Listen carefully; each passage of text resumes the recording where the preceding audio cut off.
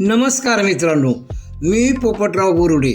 आपण पाहत आहात शिंगवे नाईक इतिहासाचा शोध ही माहितीपट मालिका.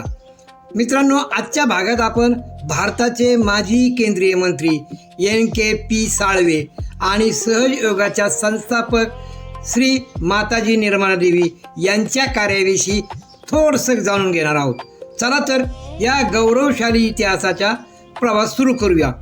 आजच्या भागात आपण भारताचे माजी केंद्रीय मंत्री NKP साळवे, त्यांच्या भगिनी श्री माताजी निर्मला देवी आणि या प्रतिष्ठित कुटुंबाविषयी जाणून घेणार आहोत.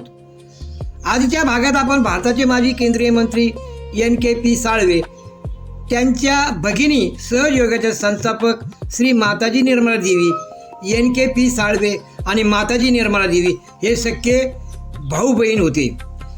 या प्रतिष्ठित कुटुंबातील पुढील पिढीत हरीश साळवे यांनी भारतातील अग्रगण्य कायदेतज्ञ म्हणून वेगळी ओळख निर्माण केली आहे.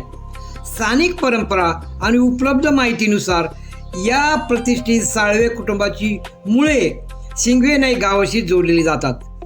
NKP साळवे आणि भारतीय राजकारण, शिक्षण आणि सार्वजनिक जीवनात उल्लेखनीय योगदान दिलेले आहे. श्री माताजी निर्मला देवी यांनी सहजयोगाच्या माध्यमातून भारताची आध्यात्मिक परंपरा जगभर पोहोचवलेली आहे. मित्रांनो, मी पोपटराव बोरुडे. पुढील भागात पुन्हा भेटू. जय शिवराय, जय महाराष्ट्र. परंतु मित्रांनो, विशेष सूचना आहे की गुगलवर आपण निर्मला देवी किंवा NPK साळवे यांचे शिंगवे नाईक गावाशी काय नाते होते सर्च करा. खूप माहिती मिळेल. धन्यवाद.